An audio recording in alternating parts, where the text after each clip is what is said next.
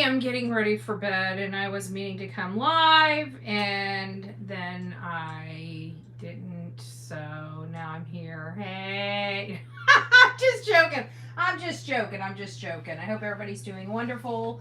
Delilah is running around somewhere, so I might have to wait to get everything. I've been reading all this nonsense on these people with Google attorneys and somebody trying to say, oh, I'm going to do this and I'm going to do that, buddy. I don't think you need to do that. I think if you just wait just a little bit and hold tight, I don't think you need to interject. I think you'll be included all by yourself. So, I just get so sick and tired of these people thinking that, oh my gosh, this is not a big deal. I think this Yahoo, is trying to post that he's going to inject or interject or intervene somehow into the case that he's already a part of. So it's pretty funny how that works. I guess he's too ignorant to understand how this entire process works. Up.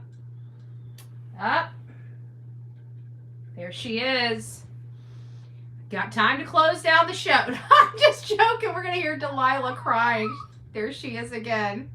I might have to get down and get her, and then she's going to make me go to the living room to pick her up and bring her back here. So you guys might have to hold on for a second. I am in the office too because it's late at night, and usually I'm in bed by now, but I forgot to go live. So here we are. Hey.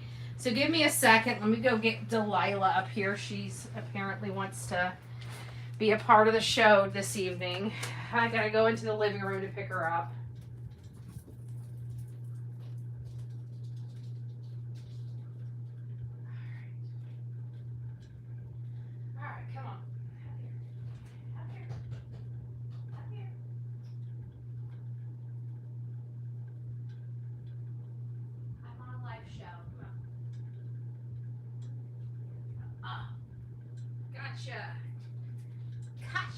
Gotcha, little girl. All right, she's on the bed. Watch out, she might knock you over. She wants to be part of the show. All right, there she is. We got her. We caught ourselves a puppy fish. Puppy fish. She is kind of difficult to catch every now and again. So I hope everybody's doing well. I just decided to keep our activism in the spotlight. For those that have been so very concerned about me and my milk problem, I have officially got whole milk this morning. I bought a whole gallon. I had an option between a half gallon and a whole gallon. I went with the whole gallon today. We went with the whole gallon. I don't really drink whole milk. I like 2% or no fat milk because it does something to my throat. And I got 12 eggs. I was able to get eggs. I looked at the prices of eggs and I realized that I was going to have to mortgage the house if I got anything other than a dozen. So I decided to settle for the dozen, and I'm doing good. I went ahead and got some cream cheese as well, right? Cream cheese as well. I don't know what I'm going to do with the cream cheese, but I figured dairy products are hard to get at this point. It sounds like I haven't been to the gas stations because my car has a full tank of gas. It was the rental car I was having to fill up before I returned it, and there was no gas. I had to go all the way to Parrish to Fort Hammer. But I haven't really ventured out of the house today except to go up to Winn-Dixie to get some eggs and milk. And I haven't seen how the community is doing. I know there's a lot of debris, but we're getting some conversations from neighbors. Delilah, come on, chill out. You're going to have to settle down. No, get out of the way. That's not where you should be sleeping. All right, I think she might be settled down. I don't know. We might have problems holding the camera up. She's still moving. She's still moving, guys. She's still moving. What are you doing? What are you doing? Lay down. She's one of those undercover dogs. She likes to be under the covers, but she likes to move around a lot. And usually when she's under the covers, she wants to have me laying down so she can get between my legs, because I guess it's the warmest spot in the town right there. I don't know. Anyways, it's nice to see you guys. I just titled it with what my default settings are, which was, you know, clear Seth Rogers, but I probably should have changed it to just like Sebastian Rogers, but I didn't want to make a thumbnail, so this is kind of where we were at today. I used an old thumbnail, and I hope everybody's doing well this evening. So all we're going to really say is I see a lot of people talking a lot of stuff. I expected this to happen because instead of people just doing and researching the facts, they want to sit there and tell you that it's no big deal, and I would think that this is a big deal, but that's not the point. Sebastian Wayne Drake Rogers is a 15-year-old autistic boy that disappeared from inside his locked home on February 26th. Now, that's kind of up for interpretation as well, because in all fairness, nobody has seen this boy other than the people that have reported him missing since the evening before at the Texas Roadhouse, and they saw them leaving the establishment around 6:30. And since then, nobody has seen or heard this from this boy since then. At least no third parties. Now, we do know what the story is of the mother and the stepfather in this case, and a lot of us kind of think it stinks to high heaven. So far, there's only been, as far as we can tell, has only been one person with a clear-cut alibi of where they've been, and that is his biological father, Seth Rogers. And Seth Rogers works in the evening. He works from 7 p.m. to 7 a.m., 12-hour overnight shifts at the Davidson County Jail in the maximum security wing of that jail. And so it's very tight, it's very locked down, it's very secured. And how he gets to work is he uses a key to get in a parking garage where he leaves his vehicle, and it sounds like his phone inside his vehicle. When he checked into work, it appears that he didn't even have a lunch break or had clocked out for any reason whatsoever. Now, mind you, inside county jails, inside maximum or high security areas of jail, typically have better surveillance, a lot more, the security is much tighter. Like the jail is already tight security, but when you get into a maximum security area or secured area, it has a much different security makeup. There is locks on everything, much like a jail, and there is cameras everywhere, what you would expect inside a jail. And those cameras captured this man inside that jail working. It also captured this man clocking in, clocking out, and leaving and exiting the parking area that he had to use his key card for. This all happened. He clocked out of work. I can't remember what was on his timesheet. I want to say it's like 7:05. But by the time he hangs around to make sure that he doesn't have to pull a second shift, or maybe somebody is, you know, running late for work and he's got to stay over just a few minutes to make sure that there's somebody in those pods and somebody to secure them, right?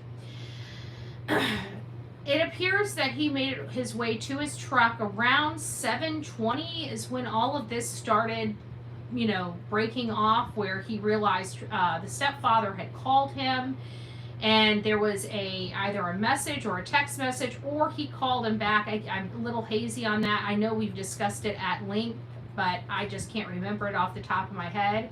And all of that happened around 7:20 when he got the calls. We learned from interviews with Seth and interviews with the mom and stepfather that it appears Seth is the one that received the call at 6:20, which means he received a call about his missing son before law enforcement was called, although the mom and stepfather stated they called law enforcement immediately. But we learned from law enforcement records, predominantly the dispatch and the radio frequency, them communicating back and forth, that was released on Jessica Danielle's channel, that call actually came in at 6:33, some 13 minutes after Seth was notified, although he did not get that notification until much later. He was notified around 6:20 in the morning. So that was, we've heard that before, but I don't think it clicked for all of us about the timing of when these calls came in. But it also leaves a question: if he was called before law enforcement was called, how many other people were also called before law enforcement was called? This brings up a question, because there were about 6 people that we learned that had come forward, believing that they saw the step grandmother at a store near the missing child's school, and that store was called Worsham's General Store. I don't know if we ever, oh, it's a simple thing in life. Thank you for becoming the newest member of this crazy crew we call the Coffee Club. Welcome to the insane asylum, according to DR. Aw, Betty, it's nice to see you, my love. I hope you're doing well. Hugs, everyone. Lady 7 Up says thank you. Let me ask the audience here, and maybe you guys can fill in. I am watching chat a little bit. I'm not going to talk so much.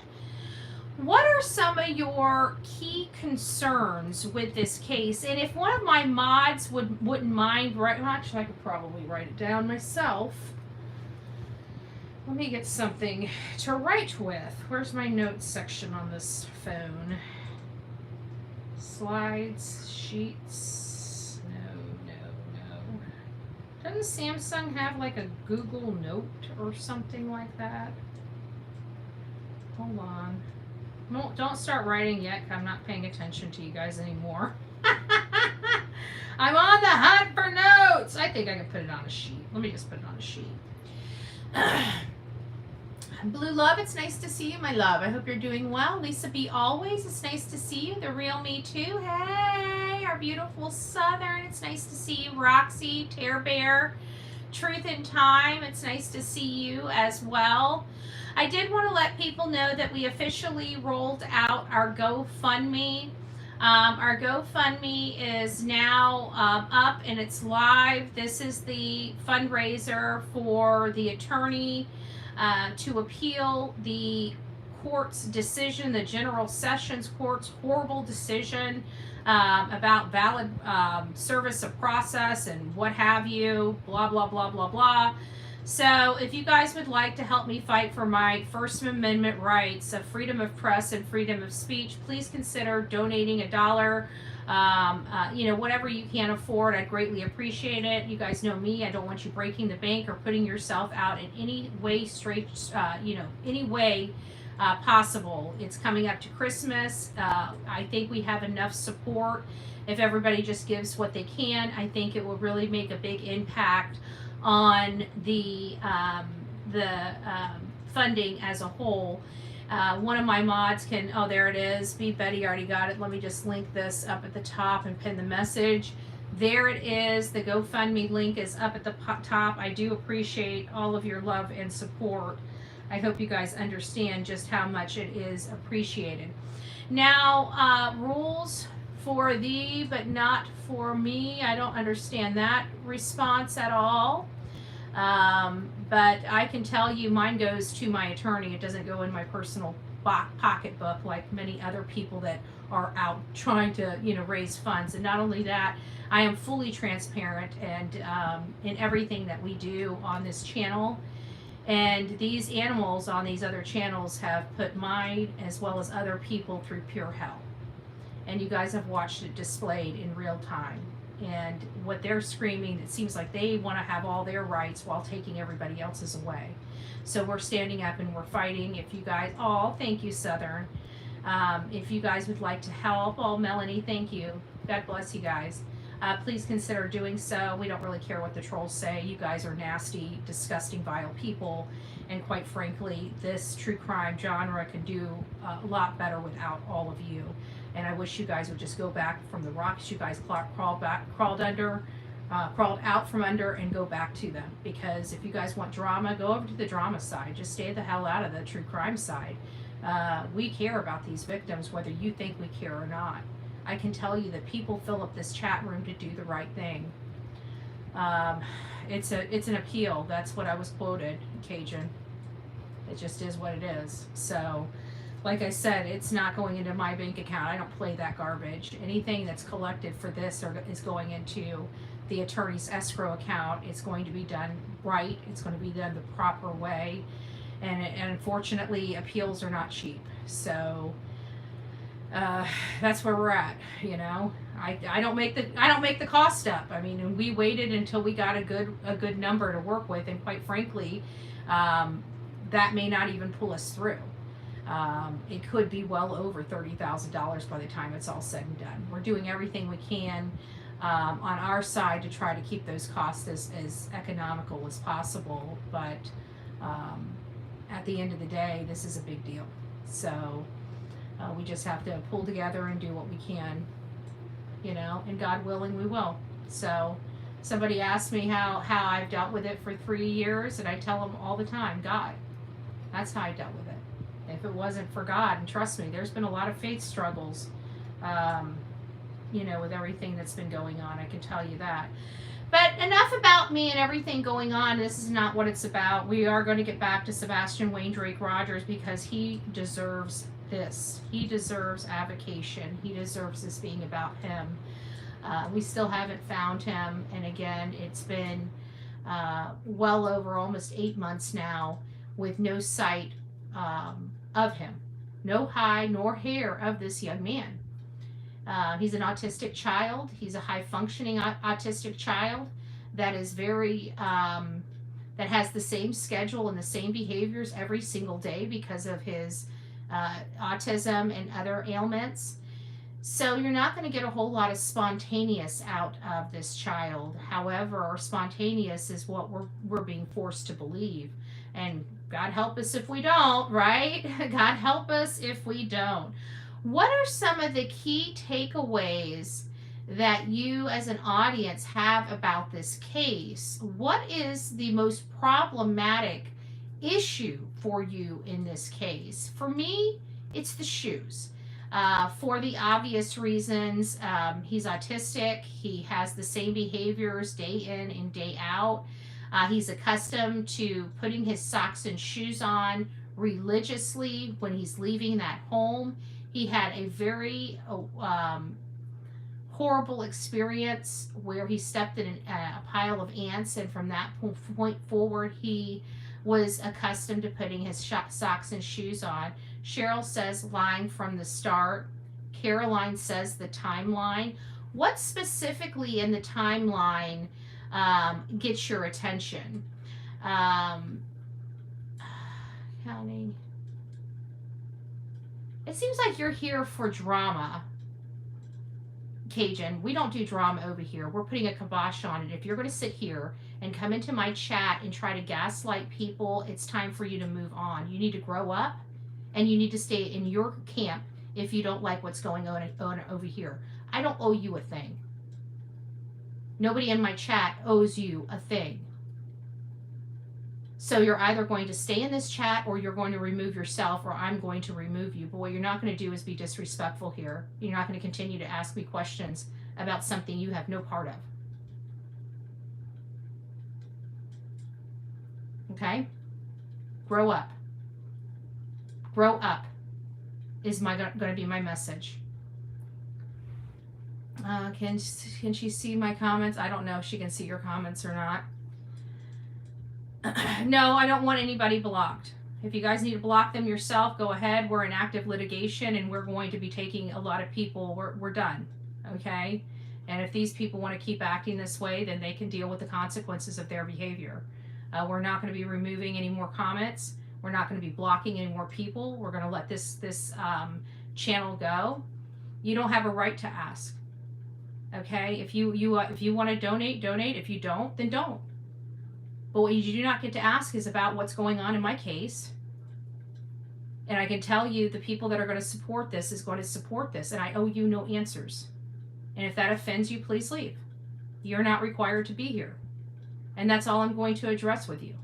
Do you understand that? Okay?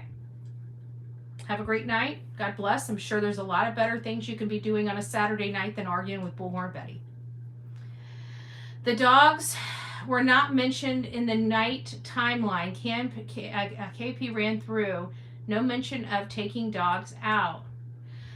You know, a lot of people have brought that up to me, you know, that, but there's also a lot of things that were missing in that timeline.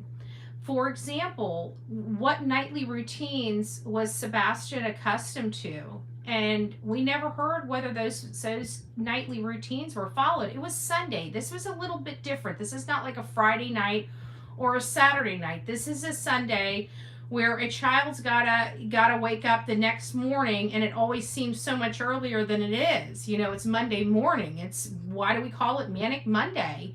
It's because it's the roughest day of the week, right? And it was that way for teenagers too. So I have to think that, you know, a shower that particular night would be very important. Making sure a child takes their medication and brushes their teeth is very important. When the dogs are going out, I doubt that they have a bunch of potty pads or let the dogs, you know, I can't imagine that being okay in a house. As a matter of fact, I think if the dogs use the bathroom in the house, that would probably upset the stepfather highly, so much so he probably wouldn't like the dogs, because we know how he feels about using the bathroom, okay? And I'd have to anticipate that those dogs would go out several times a day, with them being such a smaller dog. Smaller dogs have smaller bladders. They have, you know, smaller everything. So if they eat or drink, it's not like they can hold it in for 8 hours. So smaller dogs would probably have to be taken out a little more often than, say, a larger dog. Now, that whole entire day, we never heard anything about the dogs. And furthermore, we never even found out if the mother did her nightly routines. It didn't even sound like it. It actually sounded very much like she could have gone to bed with her clothes on. They come back home. Let's go through the statement. Come back home from the Texas Roadhouse. Sebastian goes into his room where he's there until he goes to bed. She tells him to go to bed. He says, "Good night, Mommy. Good night, puppies," and off to bed that night. No problems for Mom.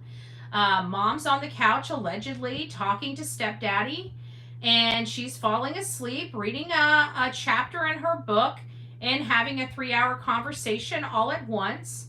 And until the stepfather tells her to get off the couch, put the dogs away, and to go to bed. It doesn't sound like any nightly routines were done, because from the time she got off the couch, she went directly to bed and fell asleep, obviously, by midnight, not leaving a whole lot of times to take a shower and brush her teeth and, you know, get ready for bed. But the next morning, it's equally the same with the morning routines. She wakes up at 6. She goes into the child's room. The child's not there.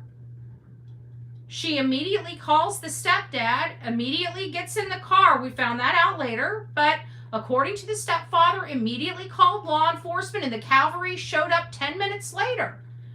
But another story was that she drove around the neighborhood. When did she have time to brush her teeth, pull her hair back, get into clothes, unless she was wearing the same clothes she went to bed in with her tennis shoes on?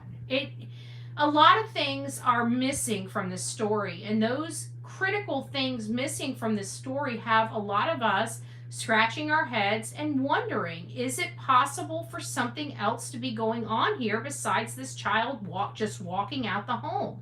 I think deep inside, a lot of people in their gut, they kind of believe that this child didn't walk out on his own for a variety of reasons. But for me, again, it comes back to the shoes. The shoes for me is an issue. The switch is an issue, because we're talking about a premeditated walking out. That means this child planned to run away from home and actually waited until his mom went to sleep before he did it. With planning, you would think that in a plan, you would think of clothing, you would think of fresh underwear potentially, You would definitely think of snacks or your favorite toy. Yet his favorite toy is his Switch, but he walks out with a broken keychain flashlight and no shoes? An autistic child. It's just a lot of my audience members have autistic children. And one of the weird things, or neat things, however you look at it, is that autistic children, typically don't change their behavior. What do I mean by that? For example, if a child is an eloper, they do it at a very young age, and it's a consistent thing. They consistently run away from home. A child that has a tic, like they have to have their fork on the right side of their spoon. I don't know if that's a thing or not. I'm just giving an example. Then that child always needs to have the fork on the right side of that spoon. You're not going to wake up one day and that child decide to put the spoon on the left side of the fork. So we have these type of issues that we need to address when it comes to Sebastian Wayne Drake Rogers, because he's very particular about putting his socks and shoes on when he's leaving the home. Now, we did hear some interviews where the mother has stated that the child's, she's seen this child leave her home, not leave, but walk out to take the garbage out or go get the mail without shoes, maybe with socks on or his sliders or something like that. But the difference is this child was leaving the home, not running to the mailbox or taking out the garbage, leaving the home. And what we've learned is if this child is leaving the home, he always puts his socks and shoes on his feet. And so we are going to, I hope you guys got that. I'm done.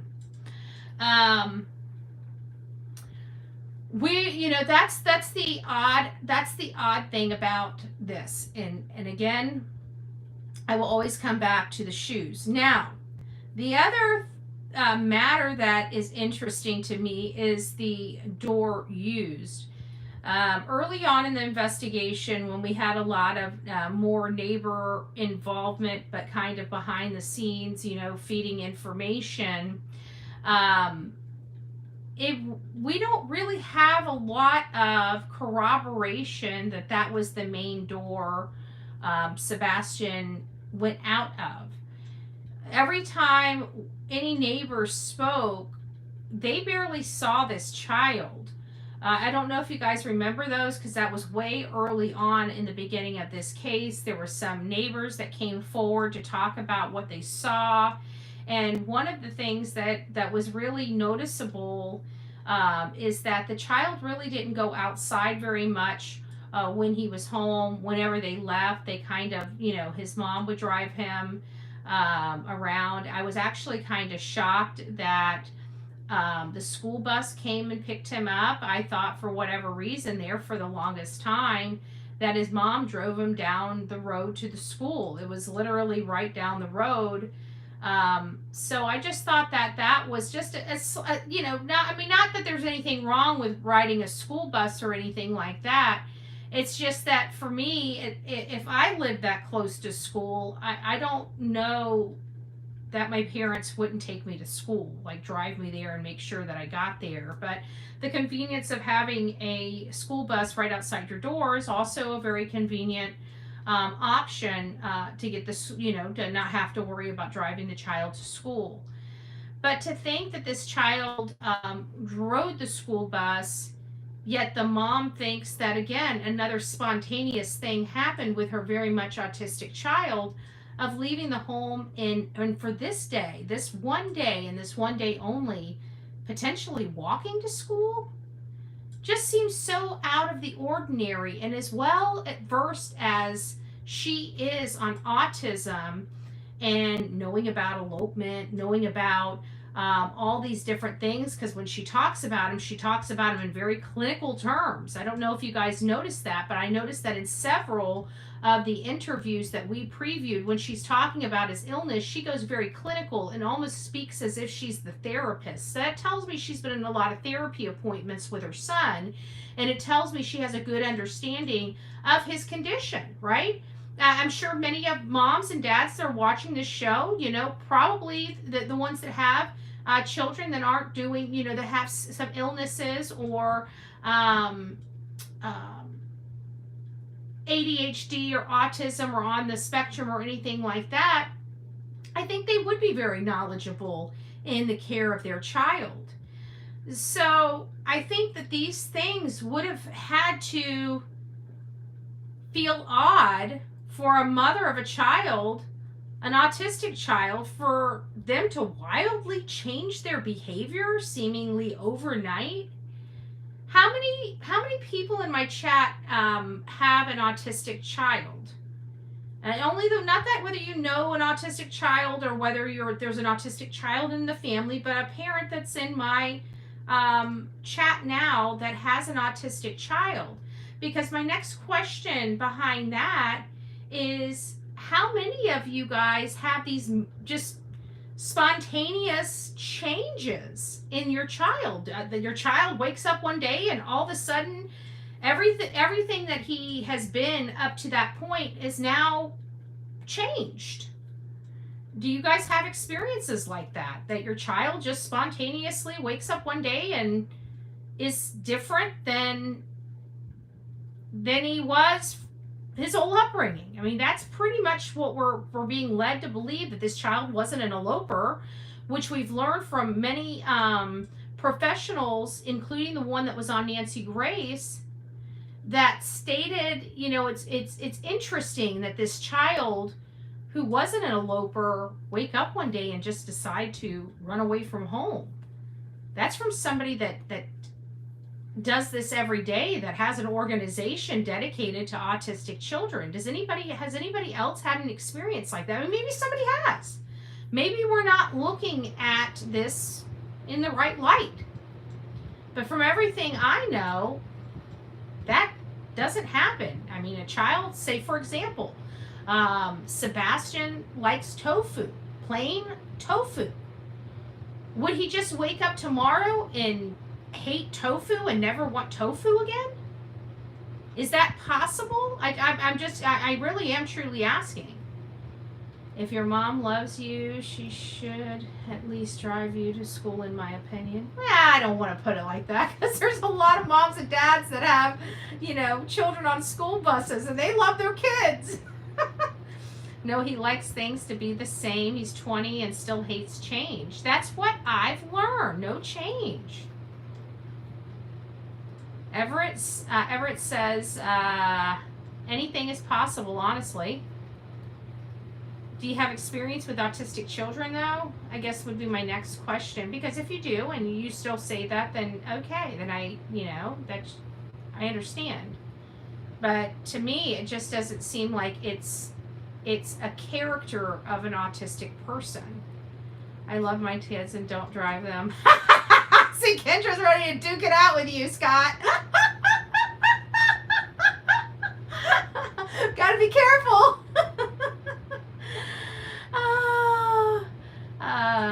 I agree with you, Kim G. I agree with you. My stepson wouldn't eat certain foods that he will eat now. Okay. That's about it. Okay, so maybe the food changes. But would they go from eloping or non-eloping to eloping? Is that possible? Routine. It's the only way to keep things calm. Right. Oh, well, thank you, Everett. Thank you for being honest. I appreciate that. I just didn't know. I didn't know if you had a child or, He craved protein is probably why he liked tofu. Interesting. My baby likes this routine. So, I mean, again, it comes down, and that's one of the things that we have is that's what's been drilled into my head by the parents, is the routine. It's like, it's hard to change that routine, and I think that's That's what's catching a lot of people, not just me. Like, I mean, I kind of felt sus when the story started changing. Okay, let's be honest. That's when I kind of, like, my antennas go up. But the antennas of my audience went up long before this because of they have autistic children and they understand. And one of the things they've drilled into my head in all of my research is how important routine is, and how it's once they get into that routine, it's very hard to deviate from that routine. They're almost they get in that routine, and it's almost robotic for them after a while. That routine really helps them function and helps them thrive. So, you know, that is really the part for me, the takeaway, the key takeaway for me that is really difficult to overcome and get over. You see what I'm saying? And that's at the very beginning of the story, right? Because he had to walk out of the house. And that is what's pulled me into this story. It's because I just don't see the statements possibly being true or accurate because of everything that we know about this. I don't know what to call it. It's a disability, right?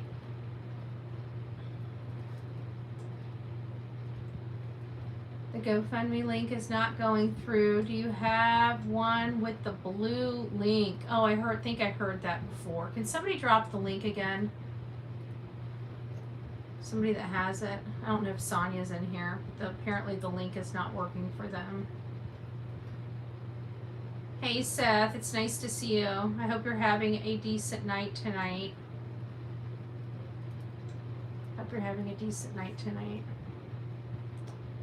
I'd like to know how often Sebastian saw a dentist. Sebastian had some, okay, I didn't see any gingivitis. Now, there were a couple of photos that I did see that, you know, that, and it was two that was shown on the news too. It just looked like he didn't take a shower, you know.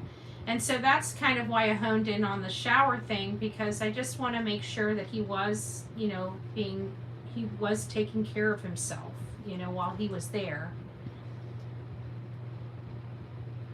In my opinion, that never happened. Thank you, Michelle.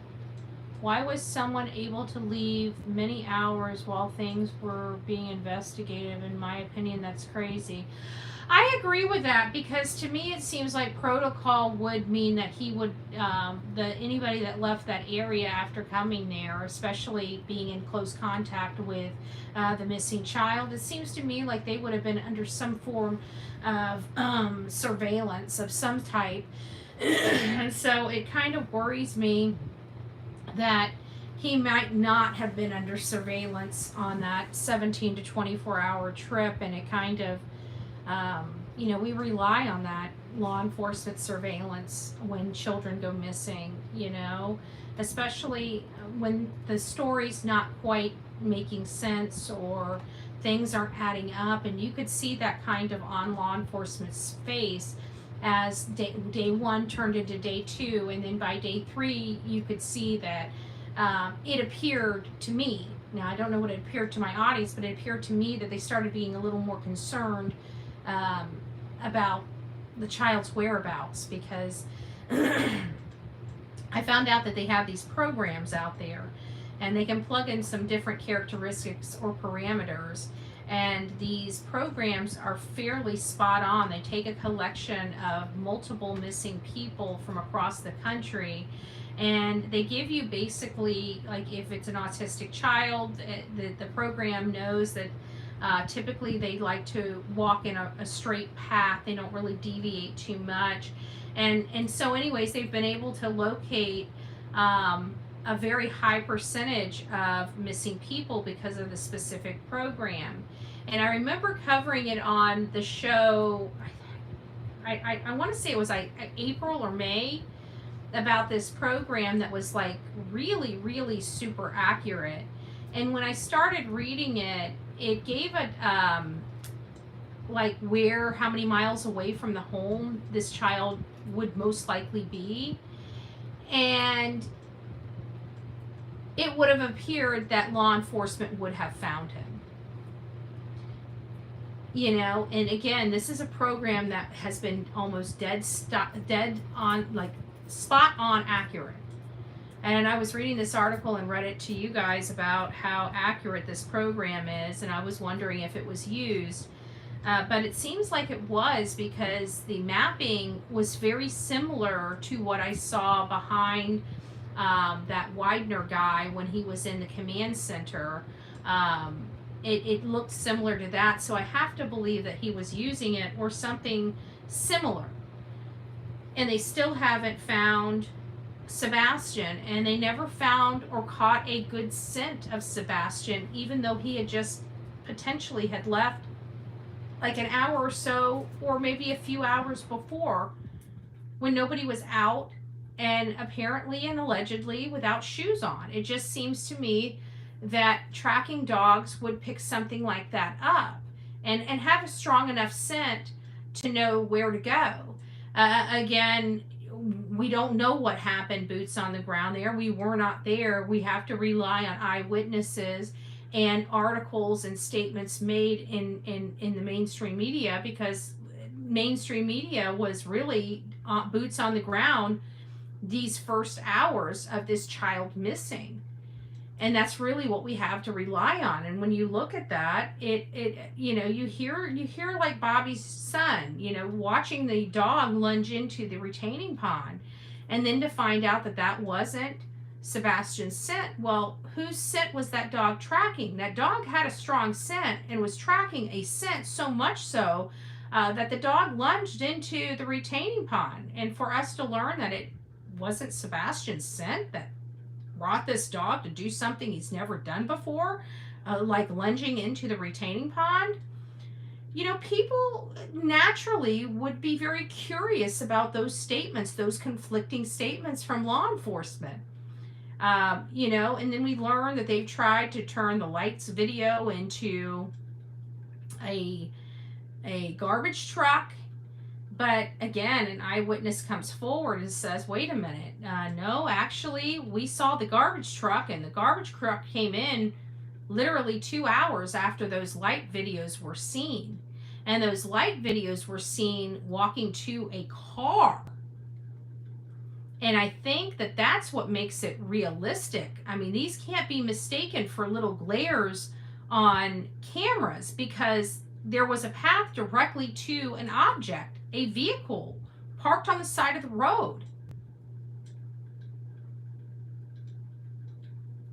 So how are we going to say, where did that car come from, right? Where did it go? And why did the lights turn on and the car leave the area right after the, you know, 2 of those lights went to that vehicle, and you see one going back toward the property?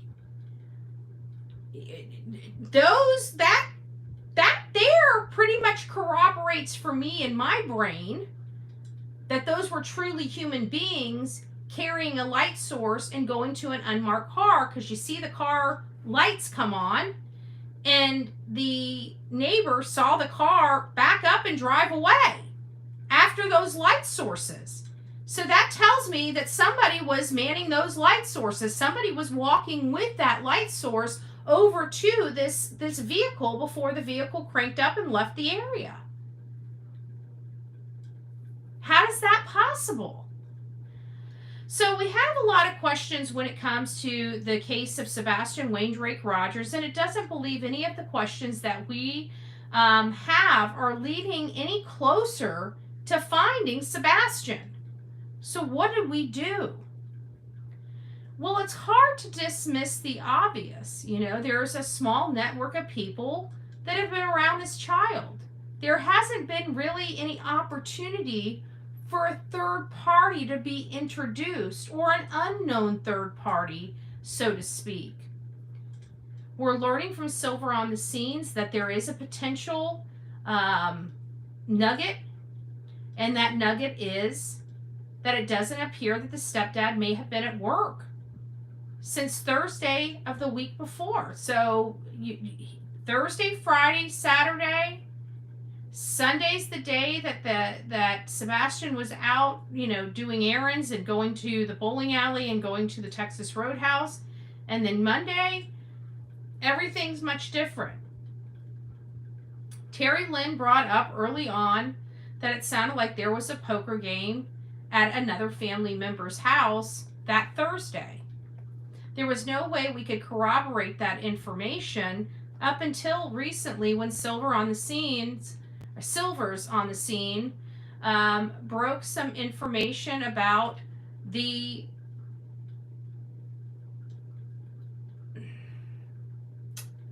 what would it be, the schedule of the stepfather that week, it seems. But it's also making people scratch their heads and say, if he really was off since Thursday, he didn't come home? He didn't come home that weekend when he had a 4-day weekend? And I think that that's really blowing a lot of people's minds right now is, it's hard not to think that it's not true because it comes from Silver's on the scene, and I trust Silver. I mean, I haven't, so far watching him, I haven't found him ever intentionally deceptive. Not yet, not once. So, thank you. So, that's kind of where we're at. So what can we do as a channel and as a group to help find Sebastian Wayne Drake Rogers? What can we do? What is the next step? What gets us from point A to point B? We've looked at bridges. We haven't really found a bridge that's really resonating with us. There's been a lot of churches checked. There's been a lot of cemeteries checked. There's been a lot of autistic centers checked. There's been flyers placed around the country, around the world. People are lighting it up green all over the world for Sebastian Wayne Drake Rogers. How do we try to find a child when you're not even allowed to talk about the people that were in this child's life, that had a direct contact, that had, quite frankly, motives, means, and opportunities to take this child out of this house and take this child and place this child someplace else? But the idea that I'm going to be force-fed to believe that this child walked out of the house without shoes on, and being autistic, that always puts his socks and shoes on, and schedule and routine is a must in an autistic child's life, it just doesn't make sense to me how a child would be pre-planning leaving a home, waiting until his mom goes to bed, having the wherewithal to know to sneak out after his mom went to bed, and fail to plan any other aspect of running away from home. No food, no money, no shoes, no jacket, no toys to play with.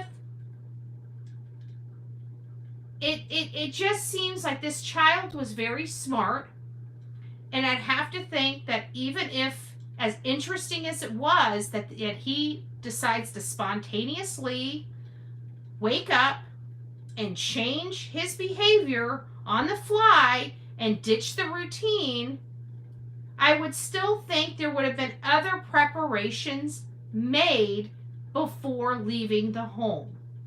Just my opinion. I believe that even though he was smart enough and had the wherewithal to wait until his mom went to bed, I think he would have been smart enough and had the wherewithal to know he needed shoes to walk because he's running away from home, to know that he would need some snacks because they would have been top of the mind. They had just gotten him earlier that day, and they had to have been his favorite ones. And more importantly, the one link that I have found common with a lot of autistic children, and that is the need to play video games. And as shocking as it is, this child left the home without one video game. One of the only factors out of all of the stuff, the hundreds of parents that I spoke to, the teachers, the school bus drivers, the people that therapists for autistic children, one of the only things, nothing else is the same from one autistic child to another child, but doing this project, covering this story, I found one and only one that is more common with the majority of autistic children than not, and that is video games. That is video games. Hey Dana, Tony, Seth, it's nice to see you beautiful people tonight. Thank you. Thank you for being here. I just wanted to come here before I called it a night. Tell everybody, hey!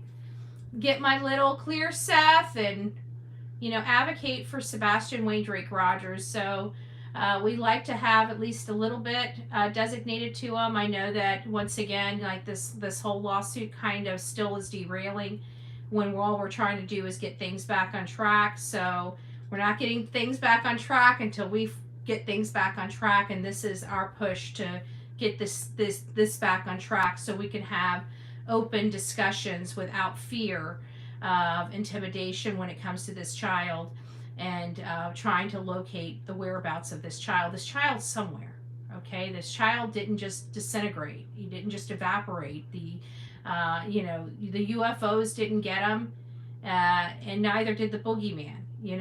We've got this child somewhere. I mean, it might have been the boogeyman.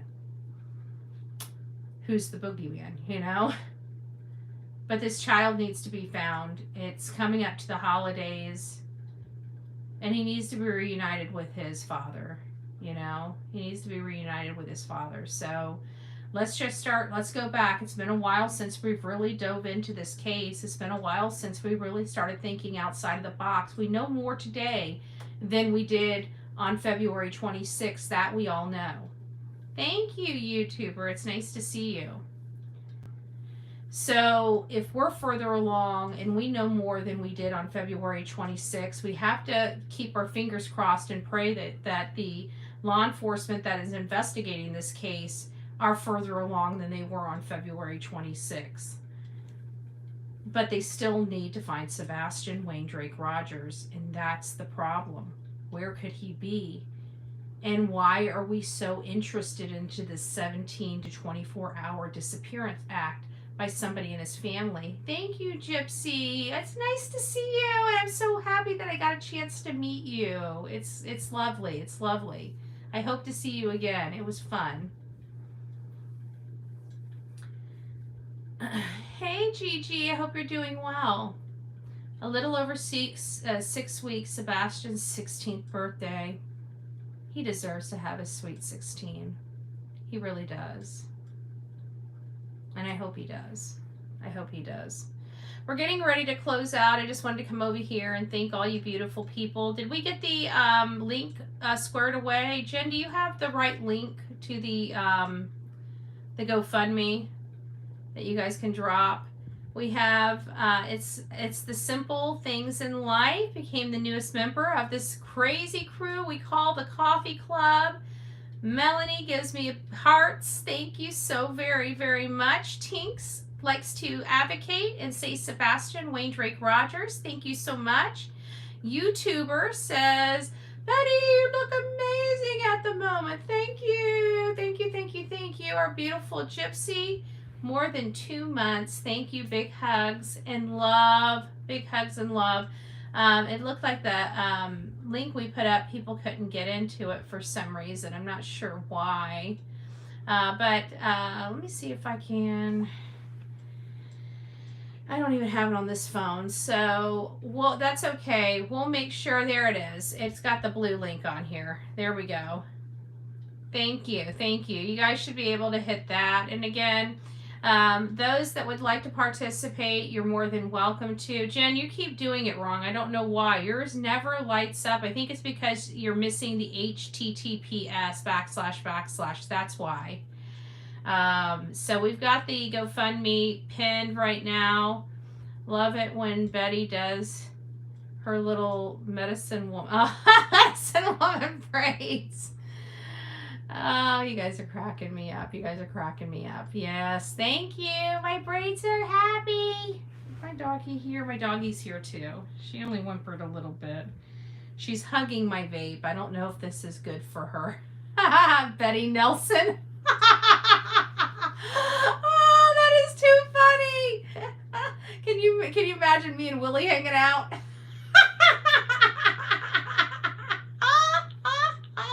Not working when I click it. Well, that stinks. We'll get that out. It's also, did I post it on our community tab? I'll post it on our community tab as well. If you're new to this channel and you want to see what this is all about, I've also added the link and the case numbers on the GoFundMe themselves, so you're more than welcome to dig in and look at what has been going on. It's definitely a First Amendment issue in that county, and the lies and the consistent lies from several people that tried to play games with the courts, and the courts allowed them to do it, which is disgusting to me.